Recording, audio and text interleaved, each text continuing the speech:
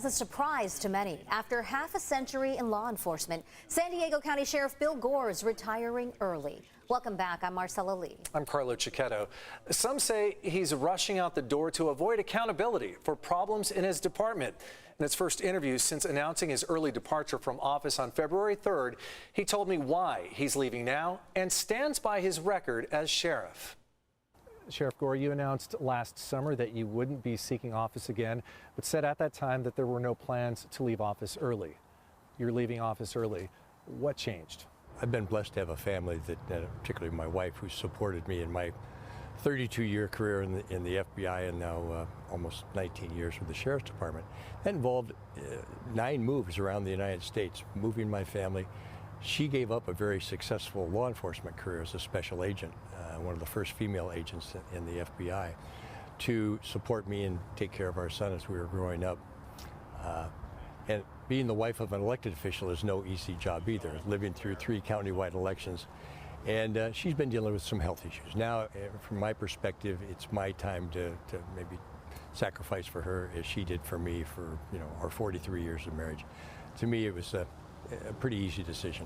But skeptics and critics wonder if the sheriff is leaving now, 10 months early, to avoid scrutiny with an upcoming state audit related to deaths in San Diego jails. I think there's a misconception that's been put out there that we don't care, that I don't care. Nothing could be further than true. I don't want anybody to die in my jails. We look forward, as I said, to the audit done by the state. Hopefully will be some good recommendations, things we can learn from and learn ways to improve our operations. I'm excited to say that this Board of Supervisors has funded us to the level that we've been asking for years. We're going to hire probably 250 more people, the deputies, nurses, and mental health clinicians to work in our jails to hopefully get us up to the level that we can get national accreditation from the National Commission on Correctional Health Care. So there's all those things we're doing. We can always be better. We don't want anybody to die in our jails, but I think we're on the right track, and if this audit can help us, that's great. He says jail issues are amplified by the homeless situation and is encouraged by the recent push by Mayor Todd Gloria and Governor Gavin Newsom to look at increasing the use of conservatorships to help those with severe mental illness and drug problems. He also strongly supports the Board of Supervisors creating specialized units to deal with mental health crises. The mobile crisis response teams, a lot written about law enforcement shouldn't be involved in some of these mental health calls. Couldn't agree more. But what's been the alternative in the past? So now hopefully we'll have, when the person's not violent, not acting out, there is an alternative to that. You'll have mental health clinicians responding to get that person help in the community. Also, maybe keep them out of our jail system. Gore was appointed to replace Sheriff Bill Collender, giving him a definite advantage in his first election. His favored replacement, Under Sheriff Kelly Martinez, says she will not accept such an appointment, preferring voters choose from a clean slate. Either way, he says Martinez is right for the job. When I look at this office, I think I'm one of the few people that knows the importance and the challenges of being the sheriff of the county and the importance of the job. In my opinion, Kelly Martinez, a 36-year veteran of the Sheriff's Department, has all those qualities. She is doing this for the right reasons. He says the biggest challenges facing whoever replaces him include filling newly budgeted mental health positions, a tall task, and maintaining San Diego's collaborative law enforcement spirit. To look at issues like drugs and our white-collar crime or gangs, our violent crimes, and putting together law enforcement from different agencies, not just local, but federal, state, and local, all together, and attacking that crime problem together. So we're not reinventing the wheel, we're not duplicating resources.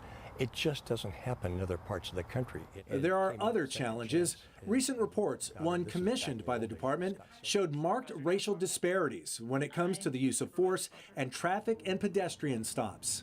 Just because the number of stops is not exactly equate to the number of blacks or other community of color in our community doesn't mean that stop was based on bias.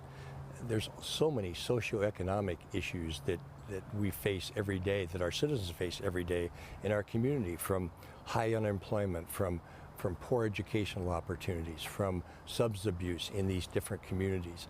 And I'm not saying that it's because of they're from communities of their race, but because of the environment and the opportunities they had in their particular neighborhood. You're going to see disparities in those numbers. Ours are lower than almost anyone I've seen.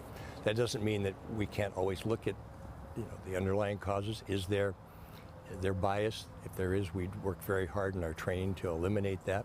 And the sheriff points with pride to the diversity in his department, saying his personnel reflect the communities they serve. It's hard to explain why some of these numbers do not exactly align.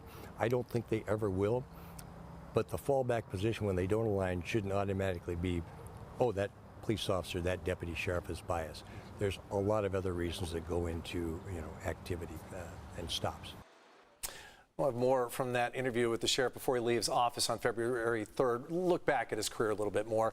Marcella, no matter what, it's a big job for whoever takes over. $1 billion budget, a huge coverage area, and almost 5,000 employees. A lot going on. It is. Those are some big shoes to fill. Carlo, I know you talked to him for an hour, so I'm looking forward to hearing more of what he has to say over the next few weeks. But, when you are an elected official, you live and breathe that job. It doesn't end 9 to 5. So I think it's going to be a really new world for him to be a man out of public office. Does he talk about possibly missing it all of the demands on his time? You talked about the elected part. I don't think he's going to miss the political aspect at all. Running for office and being law enforcement, he doesn't feel like go together. He didn't feel right about that. But he said he never didn't want to go to work, except for a couple of days in his career. He was always enthusiastic about going to work, and he absolutely will miss what he calls his work family, the people he works with. He has a lot of deep relationships there, and he's going to miss those people for sure. Can just meet them for lunch now, right? I'm sure he can. He'll have some free time. Thanks so much, and thank you, Sheriff Gore, for sharing your thoughts with us here at CBS 8.